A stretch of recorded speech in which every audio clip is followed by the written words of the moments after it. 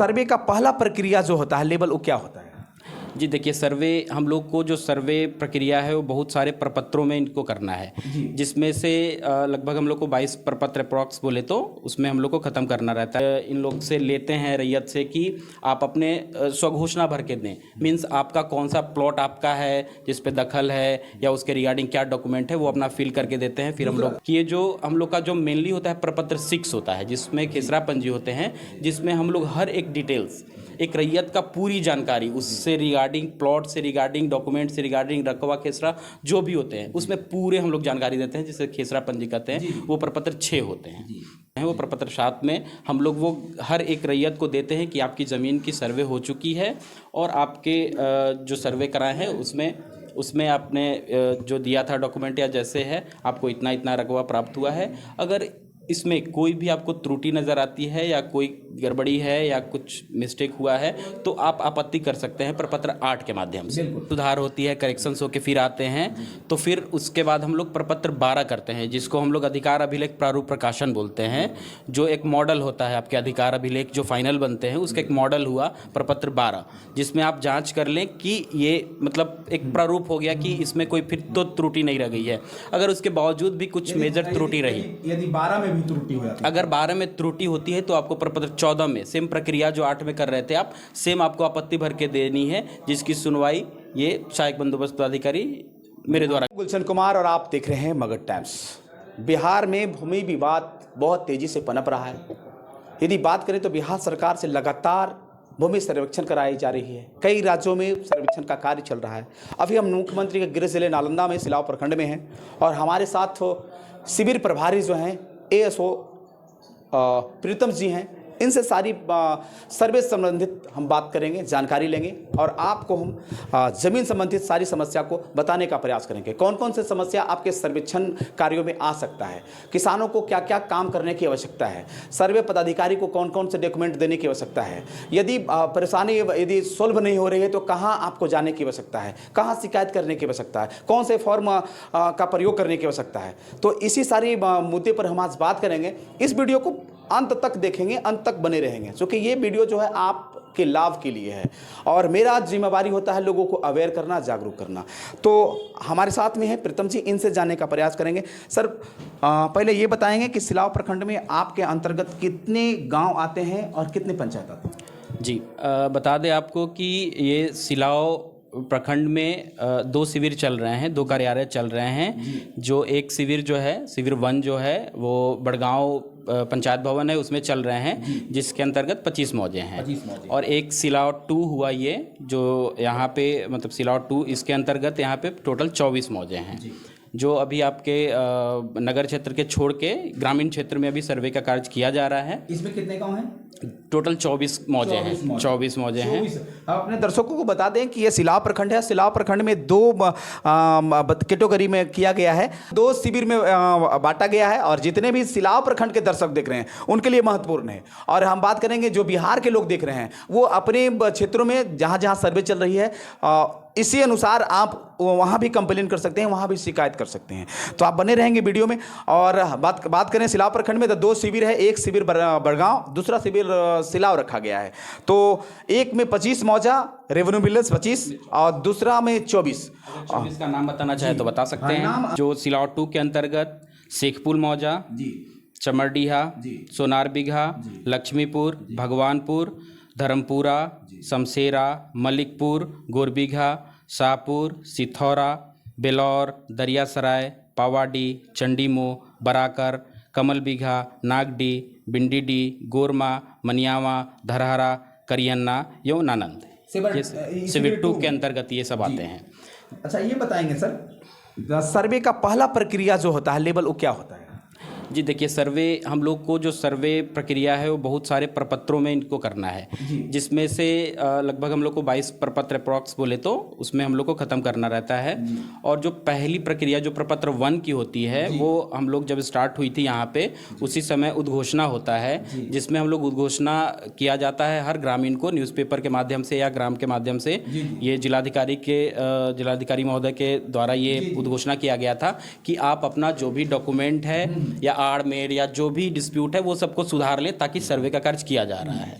तो ये प्रपत्र 1 में कर दिया गया था। उसके बाद बहुत सारे जैसे प्रपत्र 2 हो गए, प्रपत्र 2 में हम लोग इन लोग से लेते हैं रैयत से कि आप अपने स्वघोषणा भर के दें। मीन्स आपका कौन सा प्लॉट आपका है जिस पे दखल है या उसके रिगार्डिंग क्या डॉक्यूमेंट है वो अपना फिल करके देते हैं, फिर हम लोग ऑनलाइन करते हैं जी। तो ऐसे करके बहुत सारे प्रक्रिया है। तो मेनली मैं बता देता हूँ कि ये जो हम लोग का जो मेनली होता है प्रपत्र 6 होता है, जिसमें खेसरा पंजी होते हैं, जिसमें हम लोग हर एक डिटेल्स एक रैयत का पूरी जानकारी उससे रिगार्डिंग प्लॉट से रिगार्डिंग डॉक्यूमेंट से रिगार्डिंग रकबा खेसरा जो भी होते हैं उसमें पूरे हम लोग जानकारी देते हैं, जिसे खेसरा पंजी कहते हैं। वो प्रपत्र 6 होते हैं और हम लोग वो प्रपत्र 6 लिखते हैं। और उसके बाद हम लोग मेन जो आता है, जो एलपीएम की बात कर रहे थे, लैंड पार्सल मैप होते हैं, वो प्रपत्र 7 में हम लोग वो हर एक रैयत को देते हैं कि आपकी ज़मीन की सर्वे हो चुकी है और आपके जो सर्वे कराए हैं उसमें आपने जो दिया था डॉक्यूमेंट या जैसे है आपको इतना इतना रकबा प्राप्त हुआ है। अगर इसमें कोई भी आपको त्रुटि नज़र आती है या कोई गड़बड़ी है या कुछ मिस्टेक हुआ है तो आप आपत्ति कर सकते हैं प्रपत्र 8 के माध्यम से। बिल्कुल। हम अपने दर्शकों को बता दें कि पहले अमीन के द्वारा खाना पूर्ति होती है। खाना पूर्ति प्लॉट का चिन्हित होता है नक्शे के अनुसार से, और जो डिजिटल नक्शा बना है उसके अनुसार से प्लॉट का नक्शा बनता है। और यदि हम बात करें तो प्लॉट 6 में है ना जी, प्रपत्र 6 खेसरा पंजी जिसमें पूरी जानकारी हम लोग भरते हैं। उसके बाद एलपीएम और एलपीएम जी प्रपत्र जो 7 होता है, जो पदाधिकारी के द्वारा जो है हर एक रैयत हर एक किसानों को मिलना चाहिए, है ना।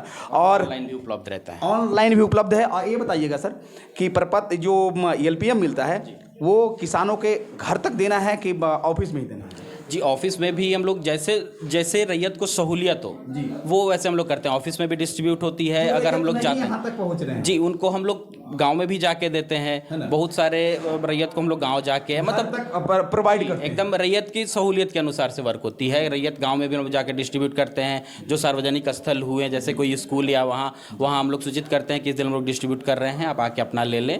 यदि एलपीएम बंटने के बाद कुछ प्लॉट में लोगों की असुविधा होती है, कुछ रैयतों का यदि बात करें, कुछ किसानों की यदि आपके हिसाब से या उनके हिसाब से कुछ प्लॉट में परेशानी हो जाती है, यदि रकबा किसी प्लॉट में कम जाता है या नाम गलत यदि अंकित हो जाते हैं या प्लॉट अंकित हो जाते हैं, खाता या चौहद्दी, उसके लिए प्रपत्र 8 भर के आपके कार्यालय में जी, आप मेरे कार्यालय में आपत्ति दर्ज करनी है और वो उसकी सुनवाई जो होती है जो कानूनगो के द्वारा करनी है, तो वो सुनवाई करते हैं। उसकी भी पीरियड। अच्छा, ये बताइए कितने दिनों का ये नोटिस निकलता है, कितने दिनों में शिकायत दर्ज करना है? ये जो है आपको एलपीएम के बाद 15 दिन में आपत्ति आपको दर्ज करनी है और 15 दिन में हमको सुनवाई करके फिर, और उसके बाद बहुत सारी प्रक्रिया रहती है कि जो सुधार हुआ, जो सुनवाई हुआ, सुनवाई पर वहाँ जाएगा जी। जब सुनवाई होने के बाद फिर वो मैप पे सुधार होती है, करेक्शंस होके फिर आते हैं, तो फिर उसके बाद हम लोग प्रपत्र 12 करते हैं, जिसको हम लोग अधिकार अभिलेख प्रारूप प्रकाशन बोलते हैं।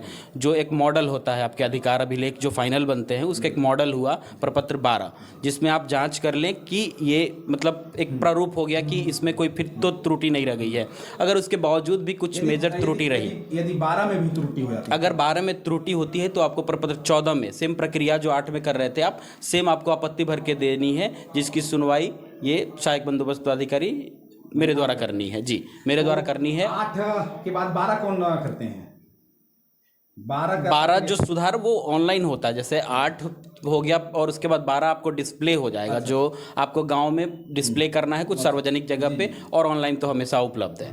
और वही आप देखिए जी, शिविर मेरे कार्यालय में देंगे, जिसकी सुनवाई मेरे द्वारा की जाएगी। हम अपने दर्शकों को बता दें कि प्रपत्र 8 में यदि कोई तरह की त्रुटि हो जाती है तो 8 के बाद 12 होती है, जो इनके द्वारा जो है नोटिस बोर्ड पर चिपकाया जाता है। गांव में किसी सार्वजनिक विद्यालय हो, अस्पताल हो या सामुदायिक केंद्र हो, उस जगह पर जो है चिपकाया जाता है। और यदि उसमें कोई परेशानी है तो उसका जो है ऑब्जेक्शन के लिए प्रपत्र 14 आता है, वो आप भर कर और शिविर प्रभारी के कार्यालय में दें, जिसके कार्यालय में दे, उसके रिसीविंग भी आपको दी जाती है और उसकी सुनवाई की जाती है। सुनवाई के लिए आपको सूचित किया जाएगा और आप सुनवाई के लिए, जैसे कि देख रहे हैं ये लोग सुनवाई के लिए मेरे पास उपस्थित हुए हैं। ये बताइए यदि 14 में भी यदि त्रुटि कुछ रह जाती है तब क्या अगला प्रोसेस क्या होगा? जी, अगला प्रोसेस जो है, हमारे जो वरीय पदाधिकारी हुए हैं, जो बंदोबस्त पदाधिकारी, उनके द्वारा एक लास्ट सुनवाई यहाँ से होती है, जो कि जिला माध्यम से होती है, और उसकी भी प्रक्रिया है। उसमें भी आप फॉर्म भर के देंगे।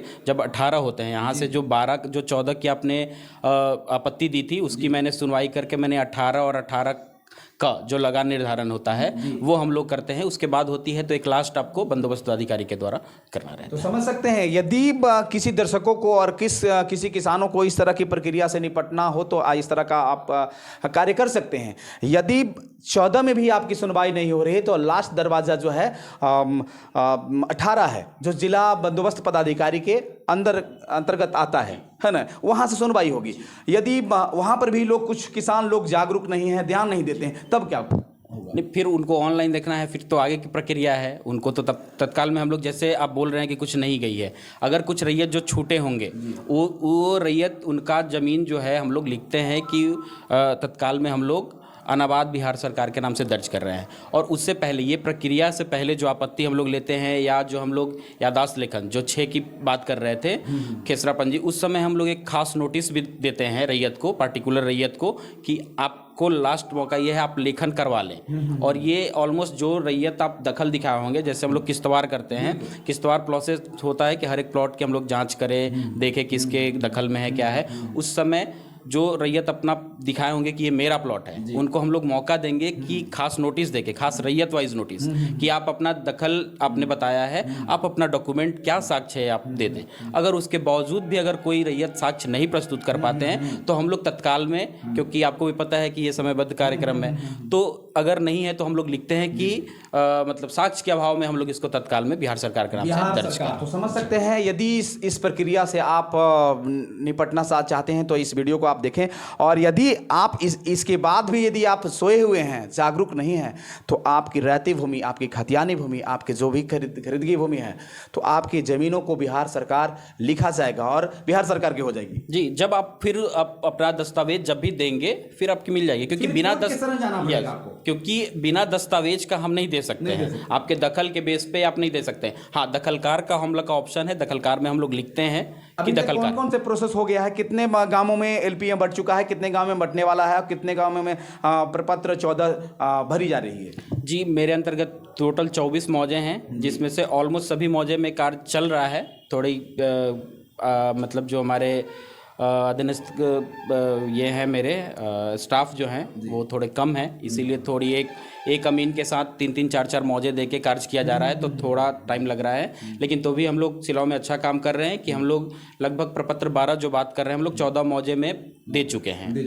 और अभी मेरे अंतर्गत जो 14 में आपत्ति जो करना है, मेरे अंतर्गत जो सोनार बीघा, धर्मपुरा, सिथौरा और दरियासराय, ये मेरे पास सुनवाई का कार्य, आपत्ति का कार्य चल रहा है अभी। तो इन रैयतों को आवश्यकता है कि मेरे पास जल्दी से आपत्ति करे और सुनवाई करें। जो सोनरबीघा, धर्मपुरा, सिथौरा, दरियासराय मौजे के जो भी किसान, जो भी रैयत इस वीडियो को देख रहे हैं, और खासकर हम वीडियो के माध्यम से बताना चाहेंगे, जो बिहार के लोग देख रहे हैं, लोग आप जागरूक हों और अपने जो अंचल कार्यालय है, जहाँ सर्वे ऑफिस है, वहाँ संपर्क करें।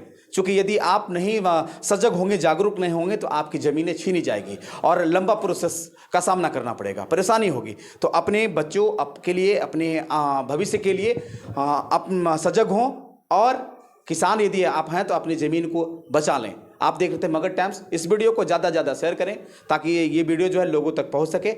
और आप देख रहे थे मगध टाइम्स। धन्यवाद।